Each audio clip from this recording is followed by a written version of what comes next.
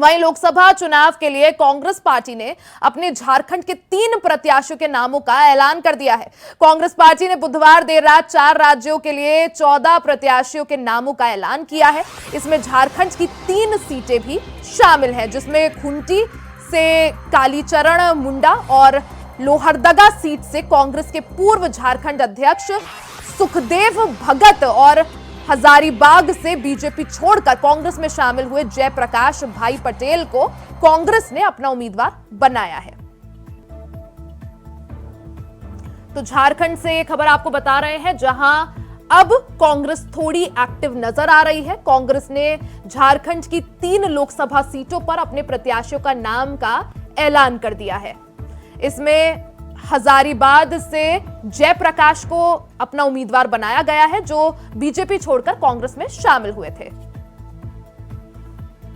इस खबर पर ज्यादा जानकारी के साथ हमारे संवाददाता अजय पाठक रांची से फोन लाइन पर जुड़ गए हैं। हमारे साथ अजय पांडे रांची से जुड़ गए हैं। अजय पांडे जी, जिस तरह से खबर है कि अब कांग्रेस की स्थिति थोड़ी साफ होती हुई दिखाई दे रही है, झारखंड में 3 सीटों पर उन्होंने प्रत्याशी उतार दिए हैं। अजय जी बिल्कुल, ये इंडी गठबंधन का जो इंडिया गठबंधन है वो झारखंड में अब वो गांठ धीरे धीरे खुलती नजर आ रही है। आपने देखा कि कल जो सीपीसी की बैठक हुई है और बैठक में ये झारखंड राज्य के 3 सीटों पर अपने उम्मीदवार उन्होंने ये नॉमिनेट किया गया है। तो ये चीजें सामने तस्वीर अब धीरे धीरे इंडी गठबंधन की जो गांठ है वो खुल रही है।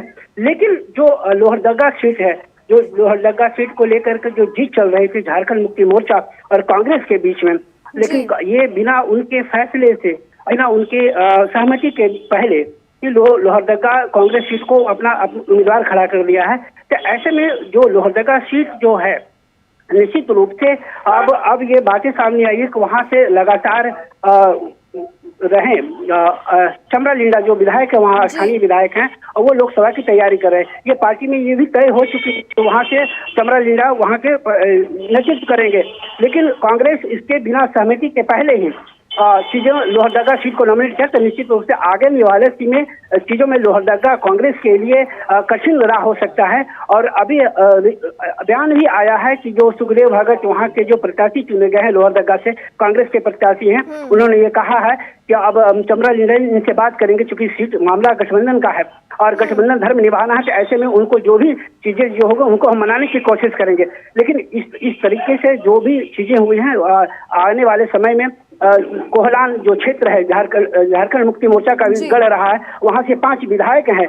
तो वैसे में अब जो बाकी सीटें जो होना है, 4 सीटों का जो उम्मीदवारों को घोषणा होना है, उसमें अभी कोहलान को लेकर के कई जीते हुए है। वो उसमें कई प्रक्रिया हैं जो झारखंड मुक्ति मोर्चा वो चाहती कि कोहलान की 2 सीटें जो हैं वो हम झारखंड मुक्ति मोर्चा की झोली में जाए, और इससे अभी सहमति नहीं बन पाई है। तो निश्चित रूप से जो इंडी गठबंधन धीरे धीरे ये चीजें किस तरीके से अब वो दोनों पार्टियां अब इसको समेटती हैं, ये देखने वाली बात होगी। लेकिन अजय, जिस तरह से भारतीय जनता पार्टी की बात करी जाए तो काफी ज्यादा स्पष्ट है अपने उम्मीदवारों को लेकर भी और घोषणाओं को लेकर भी। वहीं अगर जेएमएम या कांग्रेस की बात की जाए, अभी सीट शेयरिंग पर ही पेच फंसा हुआ है। हालांकि कांग्रेस ने 3 सीटों पर अपने प्रत्याशियों का ऐलान कर दिया है।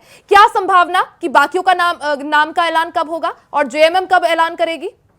देखिए, झारखंड ये 14 सीट वाले राज्यों में जो बीजेपी के पास जो उनके पास 12 एमपी हैं, और हाल फिलहाल में आपने गीता कोड़ा जो एक लौता कांग्रेस की सांसद थी, वो बीजेपी में शामिल हो गई हैं।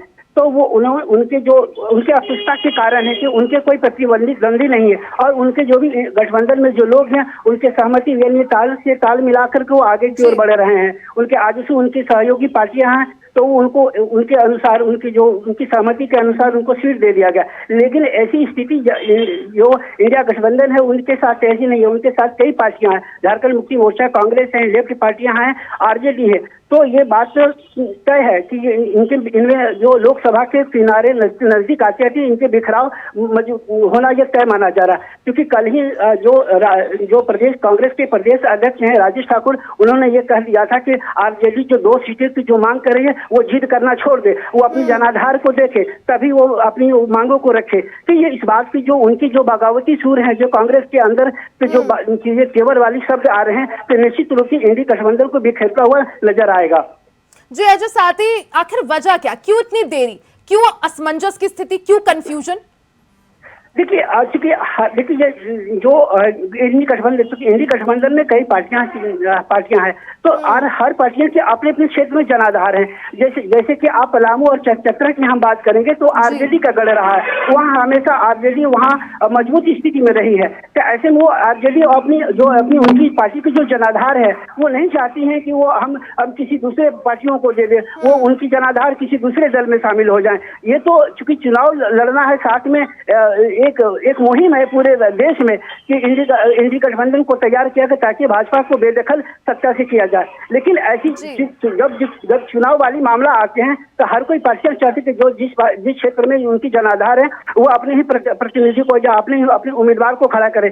तो ऐसे में संभालना ये उनको संवेदन बैठाना बड़ा कठिन है। आप ये झारखंड की बात ही नहीं करें, बिहार में भी यही हाल हो रहा है। लालू प्रसाद यादव आप देख रहे होंगे कि जो कांग्रेस को तरजीह नहीं दे रहे हैं, जो उनके क्षेत्र के जो जनाधार वाले व्यक्ति थे उनको तरजीह देकर को उनको बुलाना चाह रहे हैं। तो ये कहीं न कहीं इंडी गठबंधन के साथ ये समस्या हर जगह होगी। और मुझे लगता है कि जो झारखंड में जो स्थिति पैदा होने वाली है, अगर वो उनके समायोजन नहीं हो पाएगा तो स्थिति उनको जो 14 के 14 सीट लेने की जो दावा कर रहे हैं। अब धीरे धीरे इंडिया गठबंधन की अगर झारखंड में स्थिति की बात की जाए तो गुत्थी जो है सुलझती जा रही है। 3 प्रत्याशियों का ऐलान कांग्रेस ने कर दिया। बहुत बहुत शुक्रिया आपका तमाम जानकारी साझा करने के लिए।